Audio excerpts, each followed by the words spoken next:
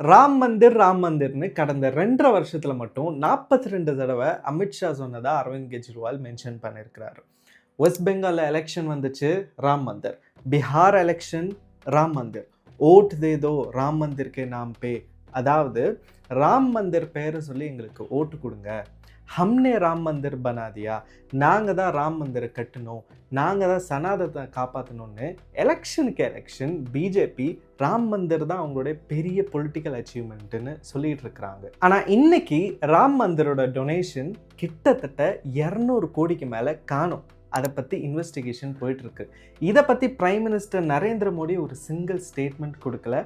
அமித்ஷா கிட்ட இருந்தும் ஒரு பப்ளிக் ஸ்டேட்மெண்ட்டும் இல்லை. பிஜேபி டாப் லீடர்ஸ்லாம் எங்கே ஓடி போனாங்கன்னு தெரியல. இந்த கோயில் தான் மோடியோட பொலிட்டிக்கல் லெகசியோட பெரிய அச்சீவ்மெண்ட்டுன்னு காட்டினாங்க. 1947 இண்டிபெண்டன்ஸுக்கு அப்புறம் ஒரு பெரிய கம்யூனல் வயலன்ஸை கிரியேட் பண்ணி ஒரு கோயிலையும் கட்டி முடிச்சு அதை இனாகரேட் பண்ண இந்தியா ஃபுல்லாக செலிப்ரேட் பண்ணி எப்போ எலெக்ஷன் வந்தாலும் ராம் மந்திர் பேரை சொல்லியே ஓட்டு வாங்கிட்டு இப்போது அதில் அட்மினிஸ்ட்ரேஷன் சரியில்லை, மக்கள் டொனேஷனாக கொடுத்த காசுலாம் வந்துட்டு எங்கே போச்சு, நிதி முறைகேடு நடந்திருக்குன்னு சொல்லிட்டு கேட்டால் உங்களுக்கு அவங்க சொல்கிற பதில், நீ ஒரு ஆன்டி ஹிந்து, நீ ஒரு ஆன்டி இந்தியன். எலெக்ஷன் வரும்போது மட்டும் இந்து தர்மம், ராம் மந்திர், சனாதன் பற்றி பேசிட்டு இந்த 200 கோடி பற்றி யாருமே ஒரு ஸ்டேட்மெண்ட்டும் கொடுக்கவே இல்லை. கிளியராகவே தெரியுது அவங்களுக்கு இந்து மக்களோ இந்து மதமோ ஒரு விஷயமே கிடையாது.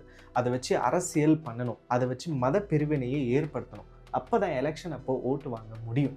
நீங்கள் என்ன நினைக்கிறீங்கன்றத கமெண்ட்ஸ் தான் சொல்லுங்கள்.